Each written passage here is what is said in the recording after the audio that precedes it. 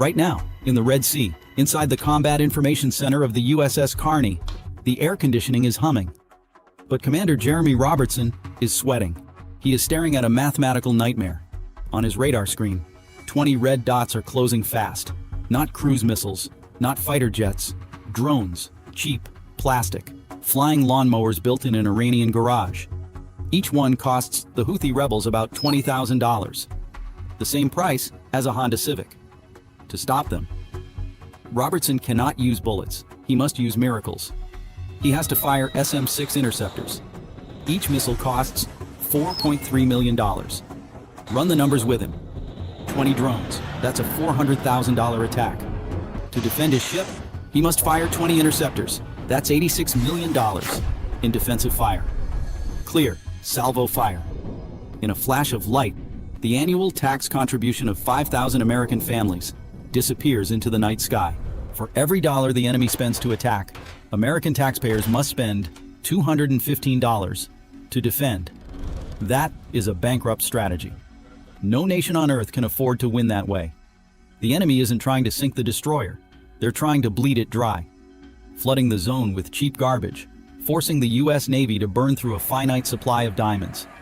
It looks like checkmate, but the critics don't know what's been happening in classified Pentagon labs for the past 5 years. While Robertson holds the line at sea, a woman in Washington, D.C. saw this nightmare coming long ago. Vice Admiral Seiko Okano, the brain behind integrated warfare systems.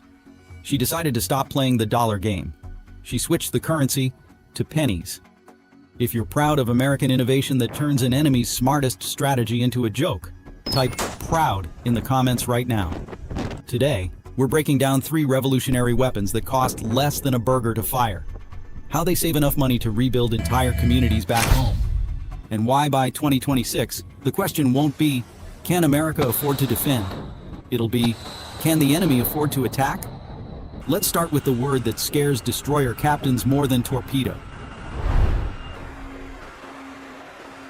Winchester. Robertson knows that word intimately. Naval aviators borrowed it from Air Force fighter pilots. It's the radio call that means your guns are empty. Your missiles are gone. You're out of ammunition. For a destroyer captain, hearing Winchester doesn't just mean the fight is over. It means abandoning your post because of one brutal physical reality. The vertical launch system on an Arleigh Burke-class destroyer holds exactly 96 missiles. Not 97, not 100. Each cell is a concrete tube, 25 feet deep, built into the ship's structure during construction. You can't add more cells. You can't 3D print missiles at sea. You can't bolt on extra tubes when the swarm hits. Once those 96 cells are empty, a $2 billion warship becomes a $2 billion paperweight.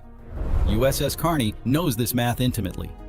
During Robertson's 2023 to 2024 deployment to the Red Sea, the ship faced over 50 separate Houthi attacks, drones, anti-ship missiles, coordinated swarms. The crew fired more than 40 interceptors defending themselves and nearby commercial shipping. 40 missiles gone, 56 remaining, barely half the magazine. Robertson feels sweat trickle down his temple in the air-conditioned CIC. Every time he authorizes another launch, the countdown continues. 55 left, 54, 53. Here's what keeps destroyer commanders awake at night. When the VLS runs low, there's only one option. Disengage from the battle group, steam to a friendly port, wait for a crane, wait for a supply ship, wait for specialized teams to reload each tube, one by one. The process takes weeks. Picture Robertson's dilemma. 20 red dots on the radar, each one a potential threat. Fire too many interceptors now. Risk Winchester before relief arrives. Fire too few. Risk a leaker penetrating the defenses and hitting a civilian tanker. Or worse, hitting the carrier he's supposed to protect. The stress is paralyzing. Every launch is a tactical decision, and a logistics nightmare wrapped into one impossible choice. Veteran destroyer commanders have described it as playing poker, when you can see the enemy's cards. But your chips are running out. You know what's coming. You just don't know if you have enough bullets to stop it.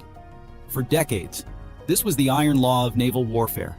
Finite magazine, finite protection, run dry, go home.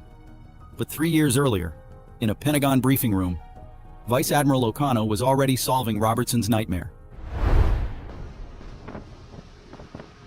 TRAM, Transferable Rearming Mechanism.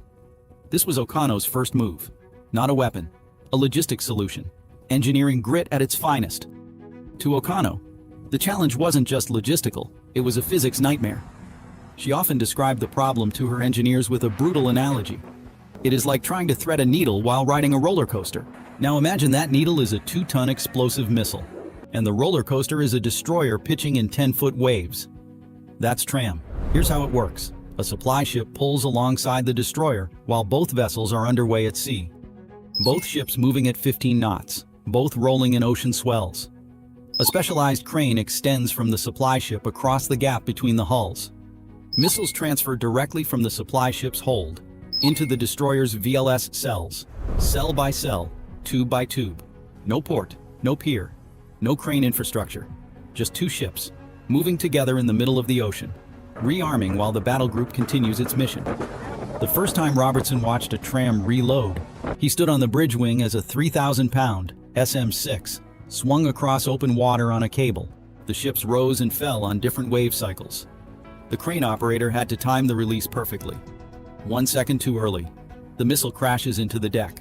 1 second too late, it swings back and collides with the supply ship, threading the needle on a roller coaster. But it worked. The missile slid into the VLS cell, lock engaged. The crane swung back for the next round.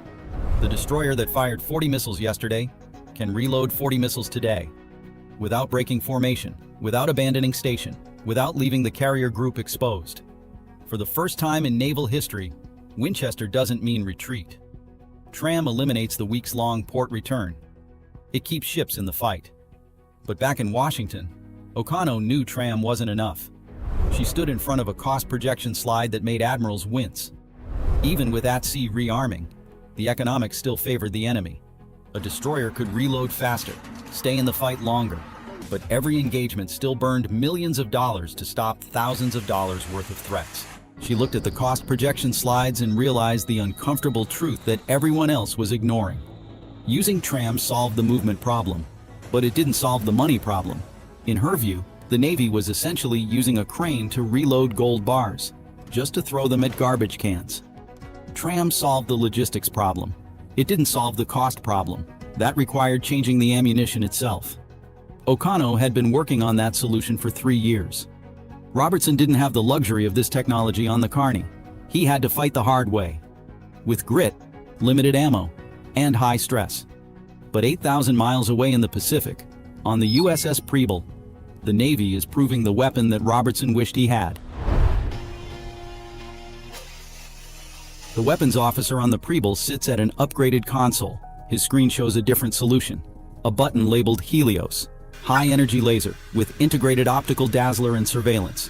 He's trained on this system for 6 months under Okano's accelerated deployment program, but he's never fired it in combat, until now. His finger hovers over the button. He presses it. Hollywood lied to you. Real lasers are scary because they are boring. No muzzle flash, no recoil, no smoke, no tracer rounds arcing toward the enemy. Just invisible infrared light, focused into a beam narrower than a pencil, traveling at 186,000 miles per second. The drone never sees it coming. The Houthi operator watching his video feed never gets a warning. The targeting computer locks the laser onto the drone's center mass. Helios fires. A 60-kilowatt beam converges on a spot smaller than a quarter. In less than 1 second, that spot heats to over 2,000 degrees Fahrenheit. Plastic melts. Carbon fiber softens. Aluminum begins to glow. The drone's sensor dome, made of cheap acrylic, cracks from thermal stress. The camera lens inside warps. Light-sensitive chips overheat and short-circuit. Within 3 seconds, the drone is functionally blind. But Helios doesn't stop there. The beam stays locked on target. 4 seconds. 5. The drone's cheap plastic propeller blades start to deform from the heat. 6 seconds. The motor housing begins to melt.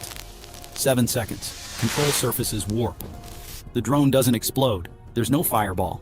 No debris cloud. It simply stops responding to commands. The propeller keeps spinning for a moment, driven by momentum. Then the drone noses down, pitches forward, and falls, like a bird with clipped wings, tumbling toward the ocean below. The weapons officer watches it drop on his infrared camera.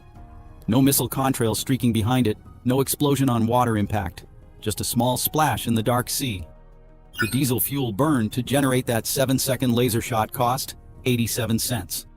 Back in Washington, Vice Admiral Okano watches real-time feeds from the USS Preble. This is the validation of 5 years of her career. Every Helios engagement saves $4.3 million versus an SM-6 intercept. She thinks about what that money means. Not in Pentagon budget terms. In American lives. One laser shot saves enough to build an elementary school in Ohio. 10 engagements fund a fully equipped cancer research laboratory. That's not just a cost saving. That's choosing schools over sinking metal into the Red Sea. This isn't just a weapon.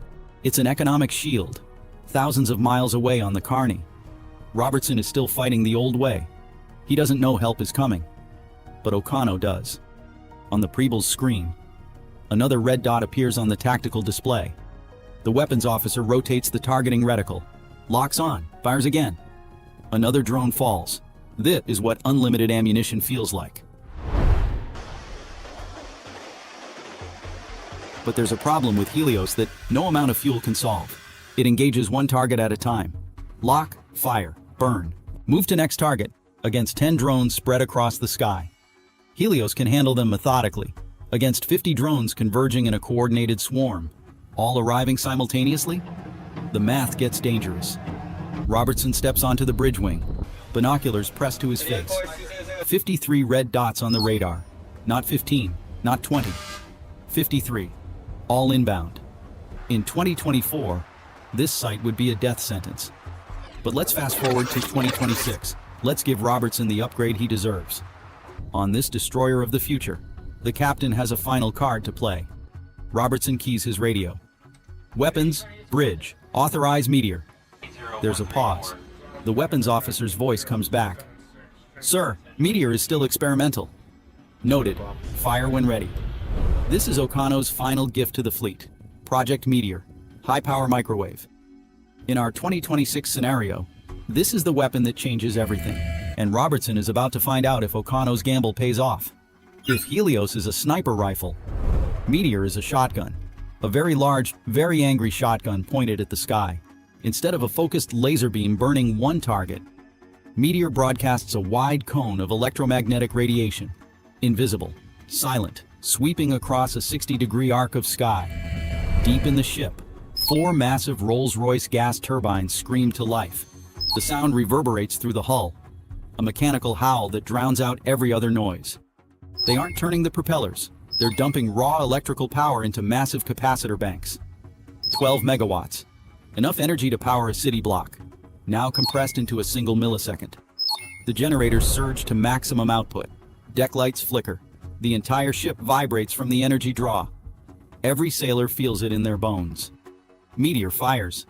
Nothing visible happens. No flash. No beam. No tracer. The ocean looks the same. The sky looks the same. But 15 miles away, inside 53 Houthi drones, everything electronic just died. Here's what happened in the span of 1 second. The microwave pulse swept across the formation like an invisible wall.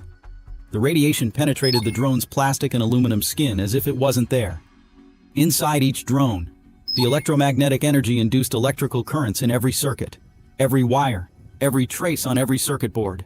Voltage spiked, transistors fried, capacitors exploded in tiny pops, microprocessors cooked from the inside.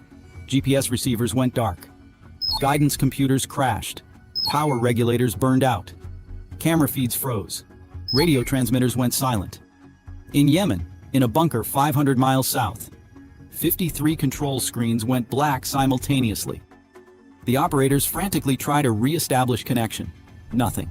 They check their equipment. Their radios work fine. Their computers are functioning. But every single drone just vanished from their displays. Back in the Red Sea, Robertson watches through his binoculars. The drones don't fall in unison. Some continue on inertial heading for a few seconds before veering off course. Some tumble immediately. Some spiral slowly, like cutting the strings of 53 puppets. They drift apart and fall. Within 30 seconds, 53 small splashes appear across a 2-mile radius. Robertson takes a breath. The radar is clear. The silence returns to the CIC. For the first time in history, A US warship just defeated a mass swarm without firing a single bullet. So how does the US Navy win when every defensive shot costs 200 times more than the enemy's weapon? Simple answer: America stopped playing their game. The enemy built a strategy around ammunition economics, cheap drones versus expensive missiles. Force America to burn dollars while they burn pennies. Deplete the magazine, force the retreat. But America didn't build better ammunition. We built weapons that don't use ammunition. Tram keeps ships in the fight. Helios burns targets for the price of a coffee. Meteor sweeps the sky for the cost of running the generators. And all of it runs on electricity from engines that were already turning anyway. The enemy counted on Winchester. They counted on finite magazines and weeks-long port returns. What they didn't count on was Vice Admiral O'Connor asking a different question 5 years ago. Not, how do we make cheaper missiles? But, how do we stop using missiles altogether? By 2026, the question won't be, can America afford to defend itself? It will be, can the enemy afford to attack us? Because we have infinite ammunition. And they don't have infinite drones. By 2027, every new destroyer leaves the shipyard with Helios already installed. By 2028, the Navy's directed energy roadmap includes weapons we haven't even announced yet. Railguns, solid-state lasers, systems that make Meteor look like a prototype. That destroyer in the Red Sea? In the very near future. Commanders like Robertson won't count VLS cells before authorizing engagement anymore. The weapons officer won't hesitate when the radar lights up. They will fire. The threats will fall. The magazine will stay full. The mission continues. And back home, the money we're not burning in the Red Sea builds the schools, funds the hospitals, and advances the research that makes America stronger. If you believe in peace through superior firepower, hit that like button and subscribe. We break down the engineering and strategy that keeps America's military ahead of near-peer competitors and asymmetric threats alike. The enemy thought cheap drones would bankrupt American defense. They thought economics would beat firepower. They forgot one critical variable. American engineers don't accept the premise of the question. We don't optimize within constraints. We eliminate the constraints entirely. The future of naval warfare isn't about who has more bullets. It's about who stopped needing bullets in the first place.